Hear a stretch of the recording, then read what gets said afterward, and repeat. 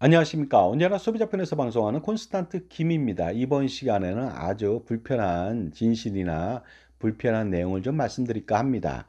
친구가 없어도 살아가면서 행복한 이유가 있습니다. 거기에 대해서 여러분 생각 안 해보셨죠? 친구가 많아야지 행복하다고 느끼는데요. 저는 절대 그렇게 생각하지 않습니다. 거기에 대해서 좀 알아보도록 하겠습니다. 저는 친구가 현재 없습니다. 아니, 모두 끊어버렸죠.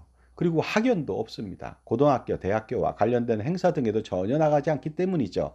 또한 제가 군대 장교로 나왔습니다. ROTC를 나왔는데 전혀 동기나 후배나 선배를 만나지 않습니다. 남들은 고등학교 때 친구가 최고라고들 하는데요. 이마저 근래에 다 끊었습니다. 근래라지만 뭐 한 5년, 6년 전에 다 끊었습니다. 게다가 최근까지 함께했던 입사 동기나 회사 동료들도 이미 오래전에, 거의 십수년 전에 끊었습니다. 친인척 모임을 그동안 주선해서 왔는데요. 아버지가 돌아가시고 나서 전혀 주선하지 않은 지 벌써 어떻습니까? 십몇 년이 훨씬 지났습니다.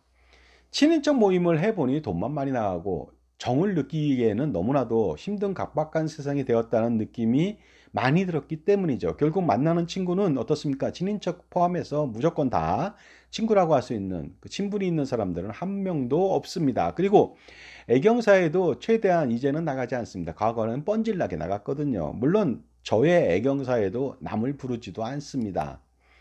남들은 친구 하나 없는 삶이 실패한 삶이라고들 하는데요. 과연 그럴까요? 저 과거에는 친구 많다고 자랑했거든요. 그런데 그 친구들 친구가 아니라는 생각을 가졌다 보니까 이제는 그런 친구는 필요 없다고 생각을 하는 것이죠.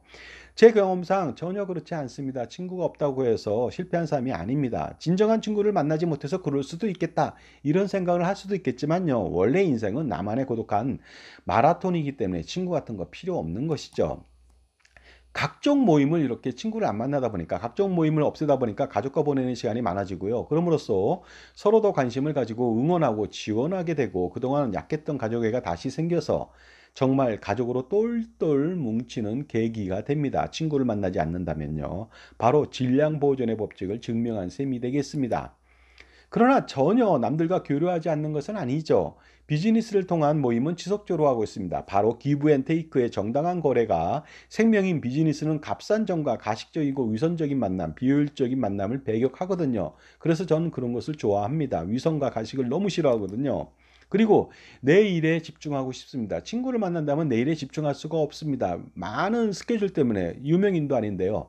남의 잔치에서 어떻습니까? 감격하고 호들갑을 떤 형국이 아닐 수가 없죠. 내 잔치, 나의 축제를 위해서 나만이 조용히 준비하는 것이 가장 중요하지 않을까요? 그래서 책을 집필하고 강의와 세미나를 하며 유튜브 방송을 하면서 다량의 독서를 하고 있습니다. 많을 때는 1년에 300권 이상도 합니다. 독서를. 또한 전문 분야에 대한 공부를 다양하게 지속적으로 하고 있습니다. 친구를 안 만나니까 바로 이런 일들이 많아지는 것이죠. 따라서 하루 시간이 굉장히 부족할 정도죠. 그래서 시간도 많이 들어가는 운동도 배제했습니다. 거의 운동 안 합니다. 그러다 보니까 골프 같은 경우 엄청나게 좋아했습니다. 그런데 뭐 어느 정도 치다 보니까요. 재미도 없고요. 시간을 너무 뺏긴다는 것이죠. 인생에서 정말로 어떠면요. 나이가 들어서는요. 잠보다도 골프에 뺏기는 시간이 더 많이 걸릴지도 모르겠습니다. 등산 같은 경우는 아예 하지도 않습니다. 둘레길과 하천길 정도만 산책하는 정도, 악력 운동 같은 경우를 많이 합니다. 그 다음에 간단한 근력 운동만 할 뿐이죠. 대신 친구가 없는 대신에 유튜브 등의 활동을 통해서 새로운 SNS 친구들을 만나기도 합니다. 뭐 친구라고 굳이 말할 수는 없겠지만요. 그들에게 투자와 절세에 도움을 주면서 여러 가지로 자산관리, 재무설계, 항상 소비자만을 위한 방송을 일종의 사명감을 발휘하면서 활동하고 있기 때문에 하루가 굉장히 바쁩니다. 그래서 앞으로 소비자 연합 등을 만들면 더 많은 시간을 할애하게 될 테니 각종 모임과 친구나 동료를 만날 시간은 점점 얻게 될 것이니 아예 끊어버린 것이죠. 지금 동안 살아보니까요. 젊어서는 친구를 만드는 기술이 필요할 수도 있습니다. 하지만 나이가 들어서는요. 친구를 없애는 기술이 더욱더 필요합니다. 여러 명을 사랑할 수 없듯이요. 여러 명과 교류하면서 진정한 만남에 집중할 수는 없는 노릇입니다. 그것이 진리 아니겠습니까?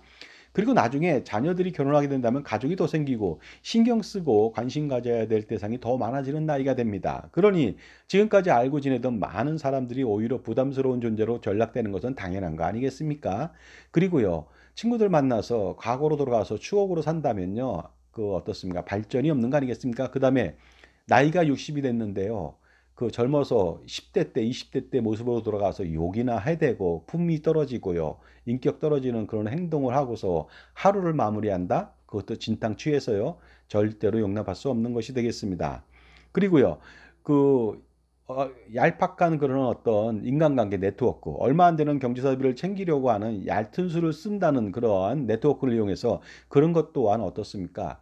그러한 경조사나 그런 모임에 가는 것조차도 그 작은 이익 때문에 그런 식으로 허례허식을 한다는 것은 정말로 좀 반대하고요.